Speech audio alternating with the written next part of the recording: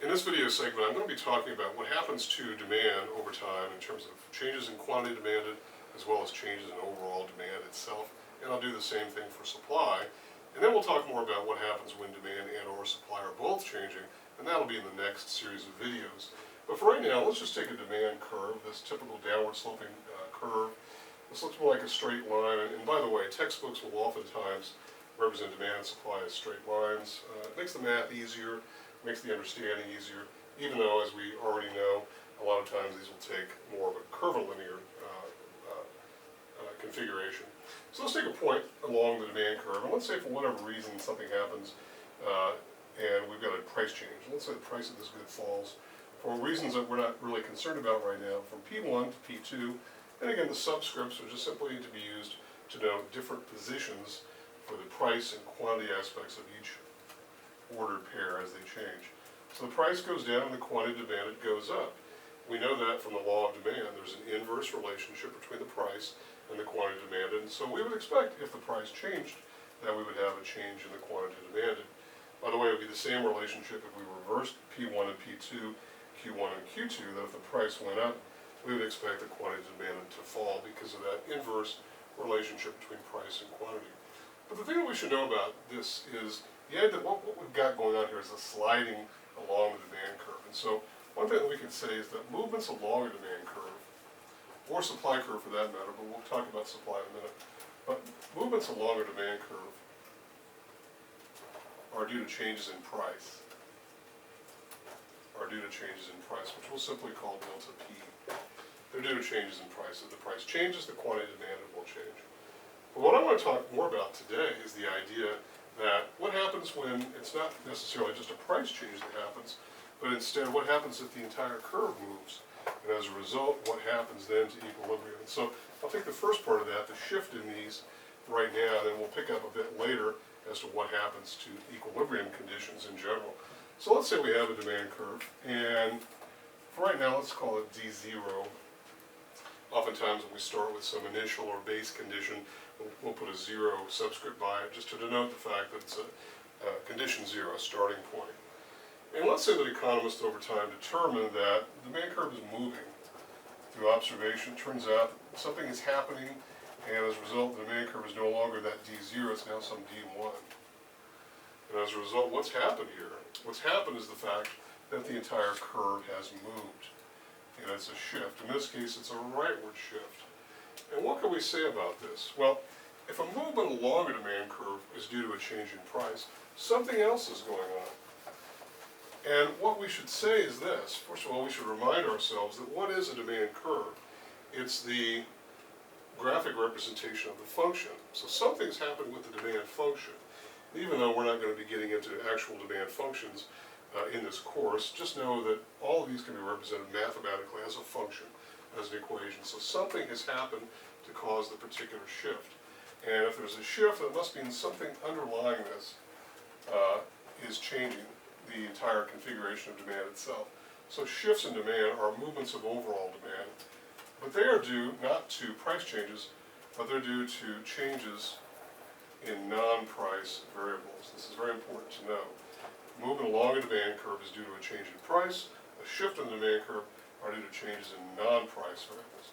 In other words, these are things that are outside of the function itself. These non-price variables are also known as the determinants of demand. The determinants of demand.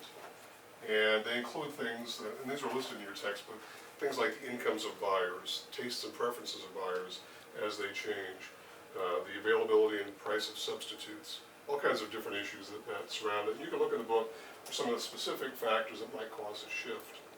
But one thing that we should know about a shift in this direction is this. We've got a movement to the right.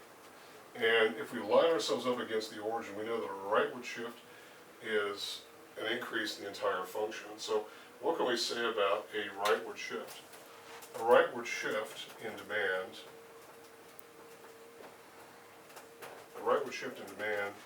is an increase in overall demand. It's an increase in overall demand, not a change in quantity demanded, which is what is reflective of a price change, but a non-price change that causes some rightward movement away from the origin as an increase. So a rightward shift in demand is an increase in overall demand.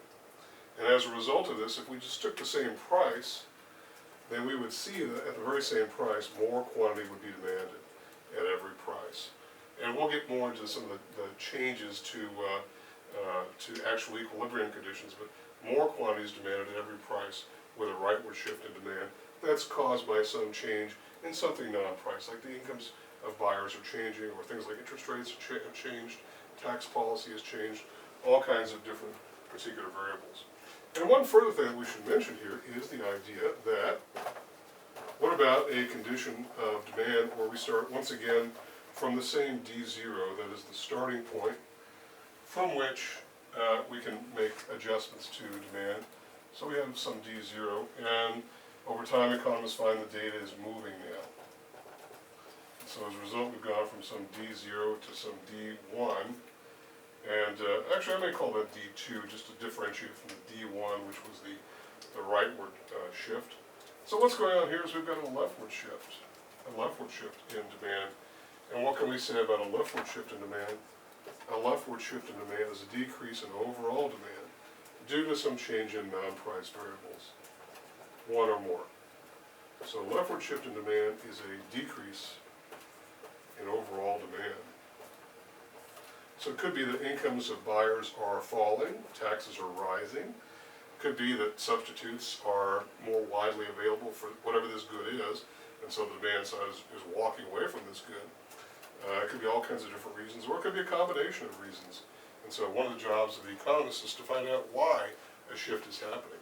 But a leftward shift is a decrease in overall demand, moving back toward the origin. Again, that's your sort of orientation point as to how we know that we're moving backwards. And if we took the same price, we would see less quantity at every price is the hallmark of a leftward shift in demand, if we're just talking about a demand shift only. Now, I said at the outset that we would talk about shifts in demand and supply, and so what we can say about supply is the very same thing that we can say about demand. We can also shift supply as well. And it's pretty much the same analysis at the end of the day. It's the same kind of thing. A supply curve can shift to the right and represent an increase in supply, or a supply curve could shift to the left, which is a decrease in overall supply. Same kind of condition. So a rightward shift is an increase in overall supply, and it's due to a change also in a non-price variable. So we could change the term demand here and simply put in the word supply, and because they're both oriented on the same plane, an increase is a rightward shift, a decrease is a leftward shift. And they're also due to changes in non-price variables that we'll simply refer to as the determinants of supply. So what might cause the supply curve to shift to the right, for instance? Maybe it's a reduced cost of doing business. Maybe labor costs have fallen, materials costs have fallen, interest rates are lower, taxes are lower, regulation has become more relaxed. So as a result, we might have a rightward shift. And it might encourage suppliers to provide more output at every price, and so for the same price, with a rightward shift in supply, we would expect to see more quantity at every price. And the same goes with the leftward shift. Just like the leftward shift to demand, a decrease in supply is a left shift of the entire supply curve due to a change in the non-price variable that we could call the determinant of supply. And for the very same price, we have less quantity being provided. So less quantity is provided at every price, and so there's a fallback in the actual quantity being produced. So they're very similar concepts in terms of what can cause shifts.